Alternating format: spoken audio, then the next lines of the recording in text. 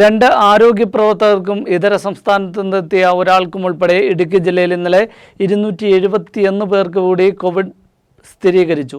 264 പേർക്ക് ഇതിൽ സമ്പർക്കത്തിലൂടെയാണ് രോഗബാധ ഉണ്ടായത്. ഉറവിടം വ്യക്തമല്ലാതെ 4 പേരും ഇതിൽ ഉൾപ്പെടുന്നു. വിശദ വിവരങ്ങളുമായി സൽജി ഇടിത്തോപ്പ് ചേരുന്നു. സൽജി, എന്തൊക്കെയാണ് വിവരങ്ങൾ? ജില്ലയിൽ 271 പേർക്ക് കൂടി കോവിഡ്-19 പോസിറ്റീവായി. 4 പേരുടെ രോഗ ഉറവിടവും വ്യക്തമല്ല. 264 പേർക്ക് സമ്പർക്കത്തിലൂടെയാണ് രോഗം സ്ഥിരീകരിച്ചത്. 2 ആരോഗ്യ പ്രവർത്തകർക്കും ഇതര സംസ്ഥാനത്തു നിന്നെത്തിയ ഒരാൾക്കും ഉൾപ്പെടെ 271 പേർക്കാണ് ഇന്നലെ രോഗം സ്ഥിരീകരിച്ചത്. കരുണാപുരം ഗ്രാമപഞ്ചായത്തിലാണ് ഏറ്റവും അധികം ആളുകൾക്ക് ഇന്നലെ രോഗം പിടിപെട്ടത്. 30 പേർക്കാണ് ഈ പഞ്ചായത്തിൽ ഇന്നലെ രോഗം സ്ഥിരീകരിച്ചിട്ടുള്ളത്. കട്ടപ്പനയിൽ 22 പേർക്കും, ഇരട്ടയാരിൽ 18 പേർക്കും, അയ്യപ്പൻകോവിലിൽ 11 പേർക്കും, അടിമാലിയിൽ 10 പേർക്കും ഇന്നലെ കോവിഡ് പോസിറ്റീവായി. തൊടുപുഴയിൽ 16 പേർക്കാണ് ഇന്നലെ രോഗം സ്ഥിരീകരിച്ചത്.